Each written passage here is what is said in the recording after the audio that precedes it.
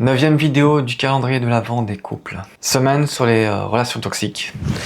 Comme ça, c'est évacué et on reviendra à des sujets plus légers après. Et aujourd'hui, les croyances d'une personne qui subit une relation toxique. Donc j'ai une liste de 20 croyances et je vais répondre à chacune d'entre elles. Si ça fait mal, c'est que c'est du vrai amour. L'amour, c'est le sentiment d'aimer ou d'être aimé. Si vous pensez qu'il y a autre chose dans l'amour, il y a un problème. Une relation doit être difficile, c'est normal. Alors faire un effort ponctuel pour améliorer sa relation, ok, mais si une relation est tout le temps difficile, non, c'est pas normal. Le partenaire est jaloux, c'est qu'il m'aime. Dans la jalousie, il y a de la peur aussi, la peur de perdre. Comme on a dit, l'amour, c'est le sentiment d'aimer ou d'être aimé. Si on y met autre chose que ça, c'est pas normal. Donc jalousie, non. Il y a de l'amour, mais pas que, c'est un amour, on va dire, altéré. On peut changer l'autre avec assez d'amour. Alors pour changer l'autre, déjà, il faut savoir s'y prendre. Peut-être avoir même certains outils pour y arriver. Et de deux, il faut que l'autre soit dans les conditions pour pouvoir changer. 5. Tout le monde a des défauts, je dois accepter les siens. Tout le monde a des défauts, on va dire oui. Je suis pas tout à fait d'accord sur la question, mais on va dire que oui. Et c'est normal.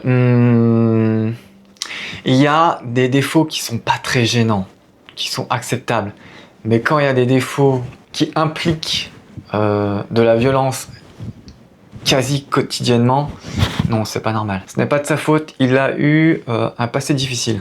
Comprendre son passé peut aider à comprendre pourquoi il agit ainsi, mais ça veut pas dire que c'est normal et ça veut pas dire que c'est acceptable. Donc ce n'est pas une excuse. Il faut que quelque chose change. Je suis trop sensible, c'est moi le problème.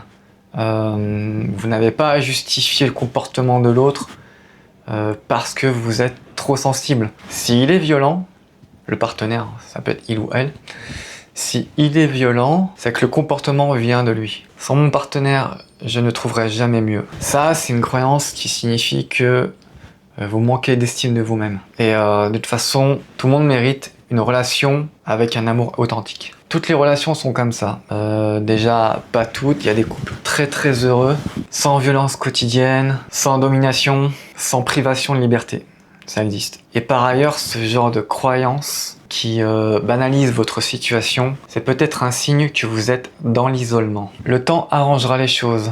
Peut-être, mais pas forcément. Quand on est violent, c'est normalement que ça vient de l'enfance, de la manière dont on a été élevé, des blessures émotionnelles. Et si ça vient de l'enfance, ben ça veut dire que ça date d'il y a des années. Et donc, est-ce que le temps a arrangé les choses? Non. Donc, il n'y a pas de raison particulière de penser que le temps va arranger les choses dans un futur proche, voire moyen terme. Alors là, c'est des croyances liées au partenaire toxique. S'il s'énerve, c'est parce que je déclenche ça. Je l'ai dit un peu plus tôt, on n'avait pas à justifier le comportement violent de quelqu'un par votre attitude qui est sans doute très normale. Il m'aime, mais ne sait pas l'exprimer. Ça, c'est un état d'esprit qui montre que vous êtes dans le déni de la situation, que vous voyez pas ce qu'il y a d'anormal dans votre couple.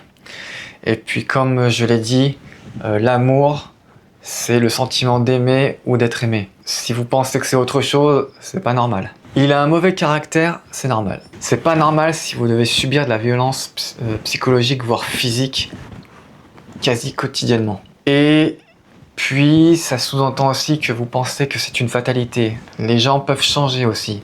C'est très compliqué avec les partenaires toxiques, mais c'est possible. Si je fais attention à tout, ça ira mieux.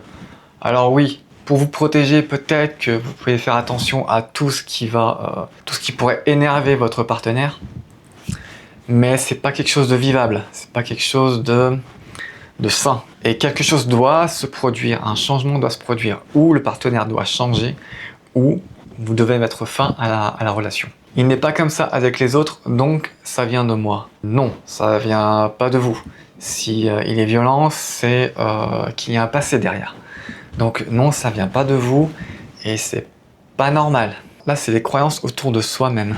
Je dois être fort ou forte. Ne pas partir, c'est être loyal. Vous n'avez pas à vous imposer une relation toxique sous prétexte que vous pensez que vous êtes fort ou forte. Alors loyal, ok, mais dans un environnement sain. Il faut que ce soit réciproque. Il ne doit pas y avoir un tel déséquilibre. Je dois être patient, ça finira par changer. C'est un peu la même croyance que le temps arrangera tout. D'abord, vous n'avez aucune certitude que ça changera. Les personnes toxiques changent très peu. Donc, vous n'avez aucune garantie de changement. Et aucune garantie que votre patience sera récompensée. Je n'ai pas le droit d'être heureux si l'autre souffre.